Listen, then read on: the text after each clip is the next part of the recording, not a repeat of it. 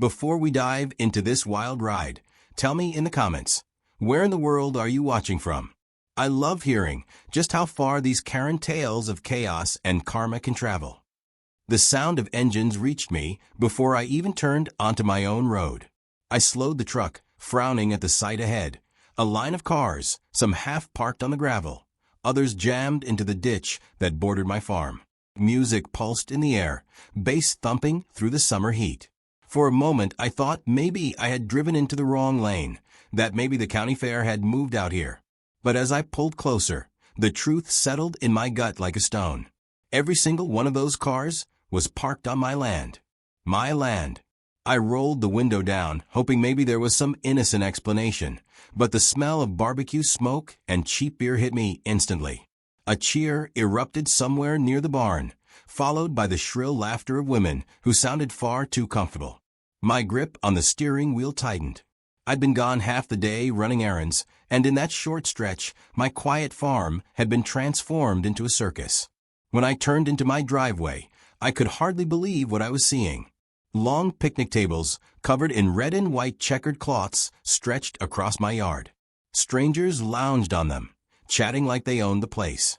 Children darted between the tables, knocking over cups of soda, stomping through the flower beds I had spent weeks planting. In the distance, a red barn that I had repaired with my own hands now stood as the backdrop for someone else's party. And then I saw them. 2 women stood at a charcoal grill set up right in front of my house.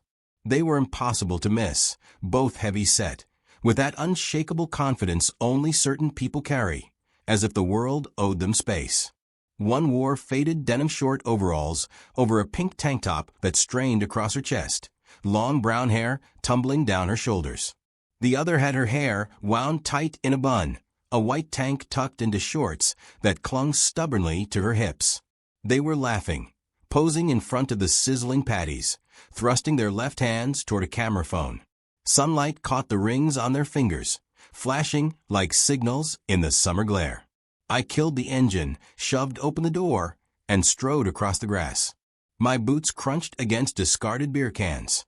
Conversation stilled as I passed, strangers giving me casual nods, as if I were some hired worker here to fetch firewood or refill the coolers. Every muscle in my body was taut with disbelief. When I stopped a few feet from the grill, both women turned to me with matching smiles that didn't reach their eyes. "Well," the brunette said, flipping a burger with the ease of someone who thought she owned the place, "if it isn't the farmhand." The other woman smirked, tapping her ring against the grill handle. "We were wondering when the landlord would show up. Took you long enough. This is my property," I said, my voice hard enough to silence the nearest group of guests. "What in God's name are you doing here?" The brunette, Lena, I would later learn, snorted. "Don't be so dramatic. It's just a little gathering. You've got acres of space. We're not hurting anything." I swept my eyes over the scene. Kids climbing over fence rails, car tires sinking into soft soil, smoke curling against the pale siding of my house. "You've invited half the county. This isn't a gathering. This is trespassing." The woman with the bun, Sela, leaned forward, her grin wide enough to reveal lipstick-stained teeth. "Oh, relax. Think of it as community outreach.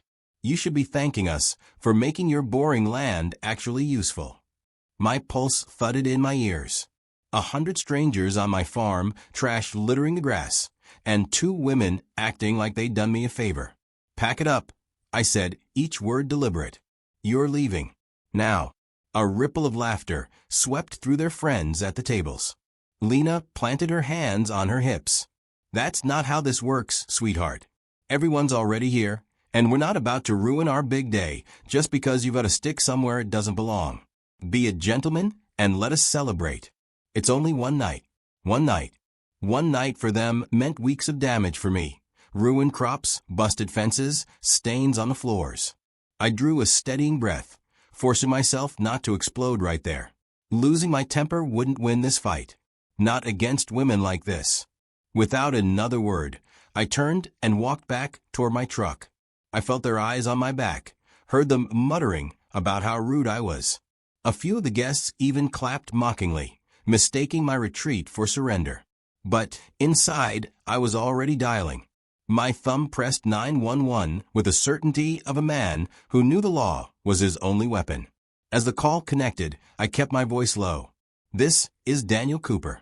I need officers out to 512 Westfield Road immediately. Trespassers on my property. At least 100 people. The dispatcher's calm tone was an anchor. Stay put, sir. Units are on their way. I ended the call and slipped the phone back into my pocket, careful not to draw attention. Around me, the party churned on, music booming from portable speakers, laughter rising in drunken crescendos. A guest stumbled past me carrying a plate stacked with burgers, grease dripping onto the gravel. He didn't even glance at me as he asked, "Hey man, bathroom?" I stared at him. "Not for you." He shrugged and wandered off toward my barn. My fists itched. This was my life, my sanctuary, being chewed apart like it meant nothing. I wanted to grab every one of them by the collar and throw them out onto the road. But instead, I moved quietly, observing, waiting. The cops would be here soon, and when they arrived, I wanted every bit of evidence on my side. From the corner of my eye, I watched Lena and Sela posing again, laughing as a friend snapped photos of them feeding each other charred bites of burger. The camera zoomed in on their rings, capturing the sparkle, the pretense of love and wealth. They radiated smugness, soaking in the admiration of their guests, never once considering that the ground beneath their celebration belonged to someone else. I drifted toward the driveway, noting how cars blocked every possible exit. If an emergency vehicle needed to get in, it would be impossible. Beer bottles clinked under my boots, sharp glass already glinting in the sun where someone had dropped one. Near the edge of my fields, children tore through the corn rows, stalks snapping beneath their sneakers. Each sound stabbed at me. And yet, beneath my anger, something else stirred. Curiosity. These weren't random intruders. They had come here with a plan, with tables and grills and matching decorations. This wasn't a spontaneous party. It was organized, deliberate. And the two women at the center, whoever they were, hadn't even flinched when I confronted them. They carried themselves like royalty, secure in the belief that no one could stop them.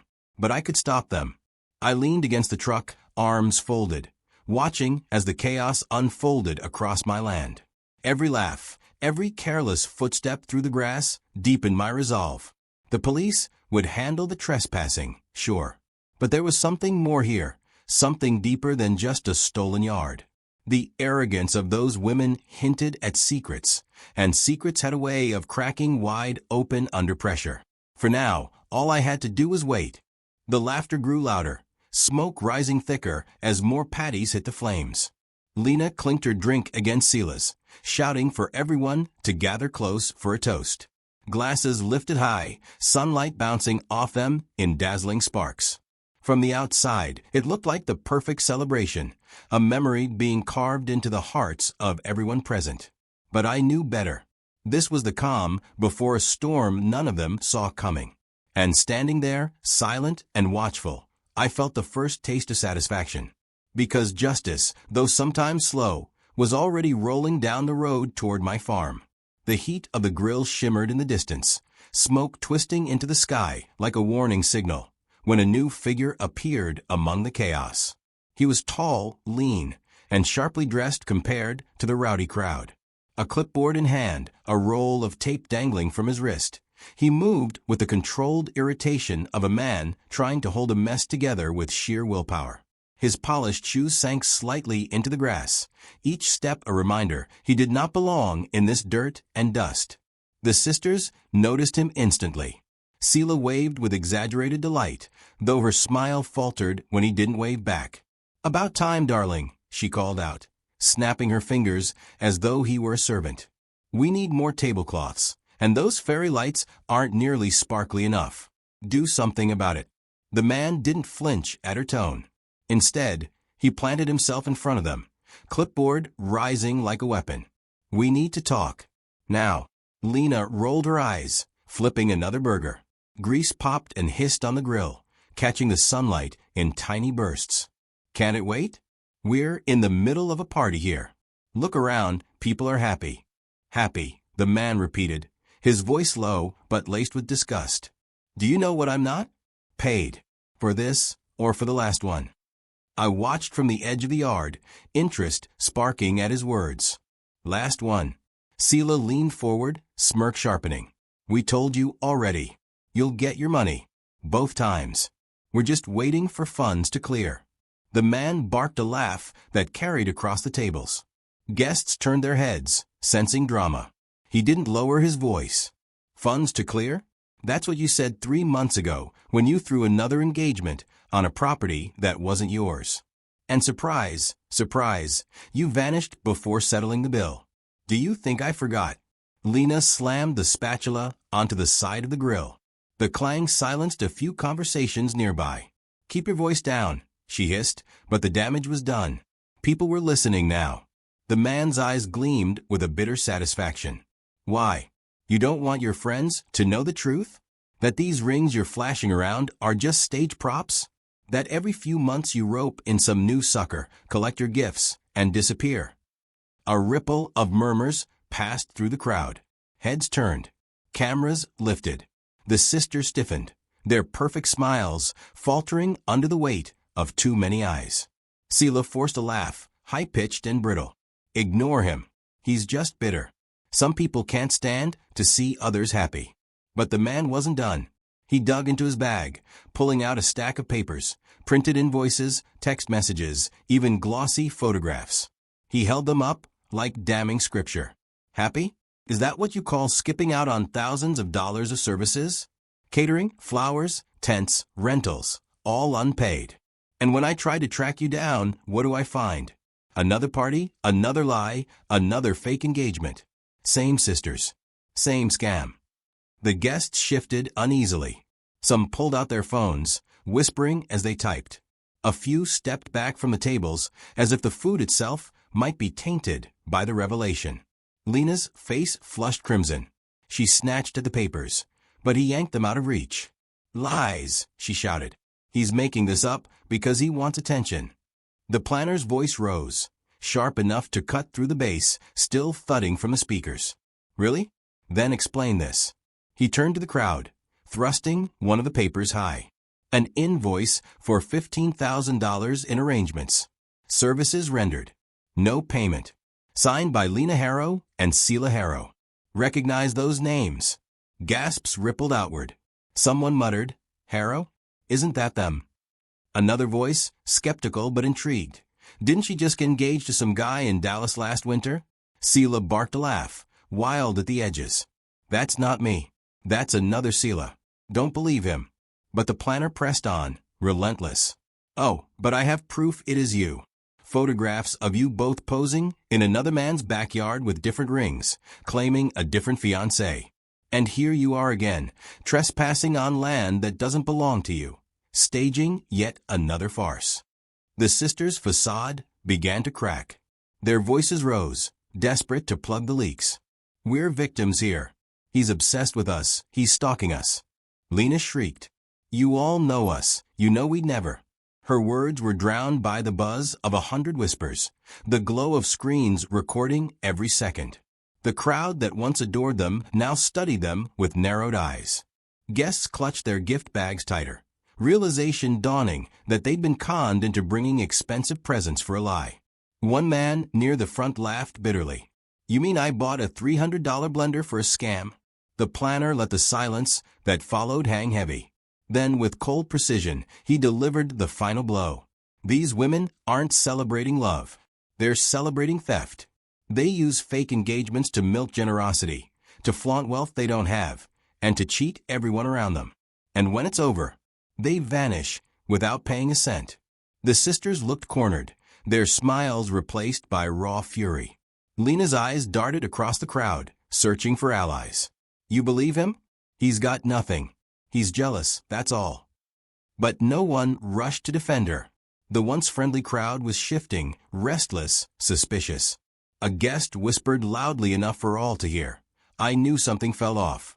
Who throws an engagement on a stranger's farm? The planner dropped his papers onto a table, where eager hands reached to examine them. Each page another nail in the coffin. I stayed back, silent, absorbing the scene. It was better than I could have hoped. They weren't just trespassers, they were frauds. And now the crowd that had been their shield was turning into their jury. Selah slammed her cup down, liquid splashing across the table. Enough. None of you understand. We deserve this. After everything we've been through, we deserve something nice. But the excuse rang hollow. Her words, once carried with smug confidence, now trembled with the edge of desperation. The planner leaned close, voice low but carrying. You deserve exactly what's coming. And it's closer than you think. The tension in the air thickened, pressing down on every chest. The sisters glanced around wildly, their carefully constructed kingdom crumbling beneath them. And I, standing in the shadows of my own property, knew the storm was only beginning. The guests weren't leaving, the sisters weren't backing down, and the police would be here any moment. Justice was on its way, and for the first time since I'd stepped into this nightmare, I felt the balance shifting. The sirens came first, slicing through the summer air like a blade. Heads turned toward the road as red and blue lights flickered between the trees. Conversations faltered.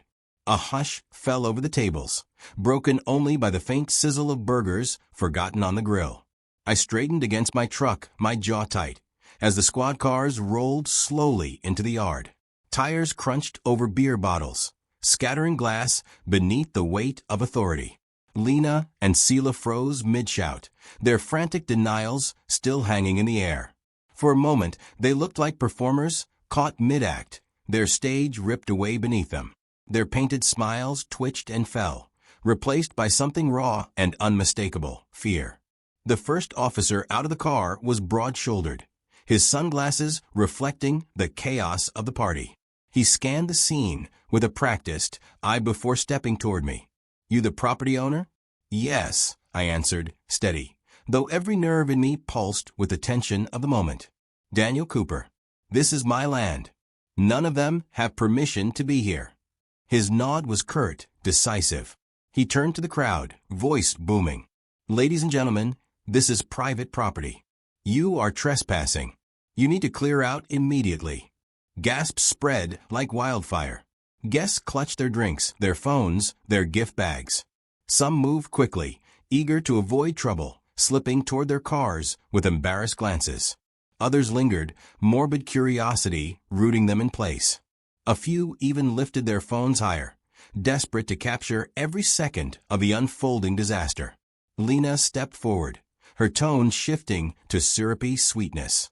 Officer, please, this is a misunderstanding. We were invited. This man is just confused. The officer cut her off. Ma'am, your name? She faltered, glancing at Selah, who opened her mouth only to shut again. The officer's jaw tightened. Identification. Both of you. Now. They hesitated too long. Another officer joined him, and within seconds, both sisters were being guided firmly toward the hood of a cruiser. Their protests rose, shrill and panicked, but the officers didn't budge. This is harassment. Lena shouted, twisting against the grip on her arm. We're the victims here. He's lying. Selah screeched, you can't do this. We're engaged women. Look at our rings. She thrust her hand out wildly, the cheap stone catching the light like a desperate signal. The officer didn't even glance at it. He snapped the cuffs around her wrists with a final metallic click that silenced half the crowd. The sound carried across the yard, sharp and undeniable, the note of justice finally landing. The planner stood nearby, arms folded, satisfaction flickering in his eyes. About time, he muttered, loud enough for those around him to hear. A few guests nodded grimly. Others snorted, bitter laughter bubbling up now that the danger of siding with the sisters was gone. Phones captured everything. The cuffs, the shouting, the sudden shift from smug host to flailing frauds. The story was no longer theirs to control. It belonged to every screen lit up in that moment. I stepped closer, meeting the officer's eye. They've pulled this before. He, I nodded toward the planner, can give you everything you need. They owe him thousands. And now they've destroyed my property. The officer gave a single nod, his expression unreadable. We'll take statements. But for now, they're coming with us. Lena shrieked as they guided her toward the open door of the cruiser. You'll regret this. All of you. This isn't over. Seela thrashed, her bun unraveling, strands of hair sticking to her flushed face. We're the victims. We deserve this day. We deserve everything. Her words dissolved into incoherent screams as the door slammed shut. The muffled sound inside the car was almost pitiful, like a wild animal caught in its own trap. Around us, the crowd fractured further. Some people hurried to leave, ashamed at having been duped. Others lingered, jeering openly. A man in a baseball cap laughed as he hoisted the blender he had gifted, shouting, "Guess I'll take this back, huh?" Laughter followed, harsh and mocking, cutting deeper than any police order. The sisters' dream of admiration had curdled into public humiliation. Every angle of their downfall was captured, uploaded, dissected before they even left the property. By nightfall, I knew their faces would be everywhere, exposed in the exact way they had feared most. The planner turned toward me, his expression softening for the first time. He extended a hand. "You've just saved me months of chasing ghosts. Thank you." I shook it firmly. "No. You saved yourself. You exposed them before they could walk away with more than just my land." He gave a small smile, weary but satisfied. Sometimes the only way to deal with liars is to shine the brightest light possible. They can't survive it.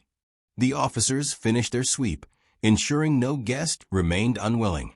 The cars began to peel away, one by one, leaving the yard scarred with tire tracks, paper plates, and crushed cans. My land looked battered, but for the first time that day, it was mine again. The cruiser's engine roared, dust rising as it carried the sisters down the road, their voices still echoing faintly against the glass. I stood there, watching until the lights disappeared, a weight lifting slowly from my chest. Silence settled.